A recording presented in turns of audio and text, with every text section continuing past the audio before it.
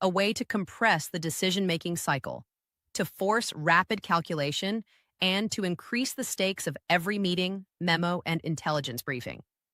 In ordinary circumstances, alliances of this size are deliberative, consensus-driven, and often slow-moving, precisely because of the complexity of their memberships. They represent multiple nations, multiple legal frameworks, and multiple public expectations. But by creating an arbitrary, externally imposed deadline, the sender of this ultimatum disrupts the usual rhythm of deliberation. It introduces the possibility that decisions will be made under pressure, that compromises may be rushed, and that errors in judgment could be magnified simply because there is insufficient time for careful coordination. The 30-day timeline is a kind of temporal weapon, one that aims to exploit the natural inertia and caution that such alliances often exhibit, converting those normally stabilizing qualities into potential vulnerabilities. Beyond the immediate pressure, the ultimatum also functions as a tool of signaling and perception management. Every actor in the global arena, whether a direct member of the alliance or an observer from afar, is forced to take note.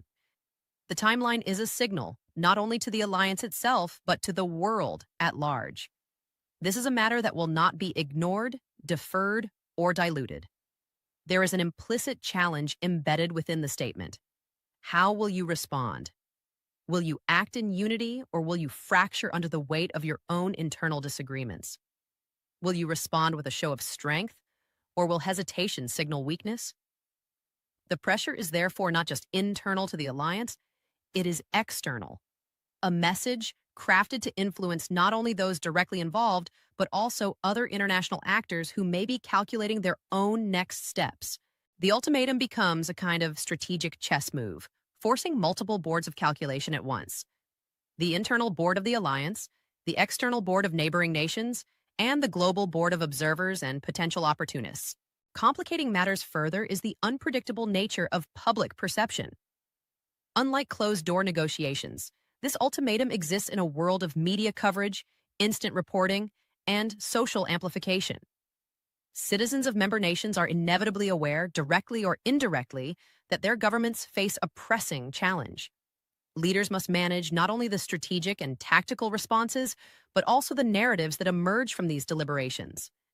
Every statement, every delay, every action or inaction will be analyzed for evidence of resolve or weakness. The psychological pressure is immense. The ultimatum operates not just as a direct threat to military capabilities, but as a catalyst for political anxiety, a force multiplier that extends its reach far beyond the formal boundaries of the alliance. History teaches us that ultimatums rarely operate in isolation. They are often part of broader strategic campaigns designed to test resolve, gauge reaction times, and manipulate the perception of strength. A 30-day ultimatum is particularly dangerous because it combines immediacy with ambiguity. There is certainty in the deadline, but there is uncertainty in the consequences of compliance or defiance. The recipients must weigh numerous scenarios. Should they respond militarily, diplomatically, or through a combination of both? How will an immediate response be perceived domestically and internationally? Could a delay be interpreted as weakness, inviting further aggression? Could an overreaction escalate the situation into outright conflict? Every choice carries risk, and every risk is magnified by the compressed time frame. Moreover, alliances of this scale are not monolithic. They are composed of nations with differing interests, priorities, and threat perceptions. Some members may advocate for a strong, immediate show of force. Others may push for cautious diplomacy and extended negotiations. The ultimatum, by imposing a fixed 30-day window, forces these differing perspectives into a constrained dialogue, heightening the potential for internal conflict. Unity, which is the alliance's greatest strength, becomes a fragile balancing act. The pressure to project cohesion externally while managing internal disagreement adds another layer of complexity. Decisions cannot simply reflect the preferences of a single nation. They must account for the strategic, political, and operational realities of multiple actors, all under the ticking clock of this ultimatum.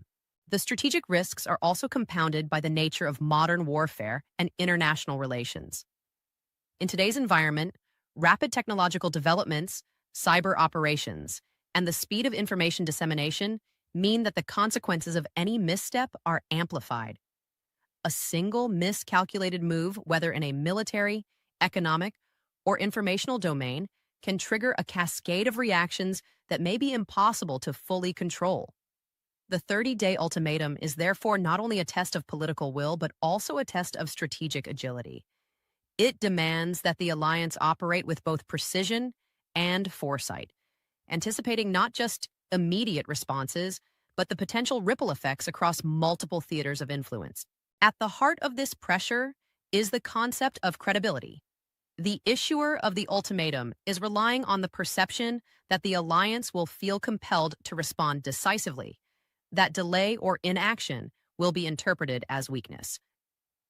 Every member state is acutely aware that the credibility of the alliance is on the line. The effectiveness of its deterrent posture, the reliability of its commitments, and the trust among its members all hinge on the perception that it can act cohesively under pressure. Failure to respond effectively within the 30-day window could undermine decades of strategic positioning and embolden other actors who may have been watching the situation unfold, waiting for signs of hesitation or disunity. In essence, the 30-day ultimatum is a concentrated exercise in high-stakes pressure. It compresses time, magnifies risk, and challenges both the strategic and psychological capacities of the alliance. It tests not only military readiness, but also political coordination, diplomatic skill, and the resilience of collective decision-making processes. The stakes are enormous, and the margin for error is narrow. Each day that passes, each deliberation that occurs under this fixed timeline carries weight that would be almost unimaginable under ordinary circumstances. This is why such an ultimatum cannot be treated lightly.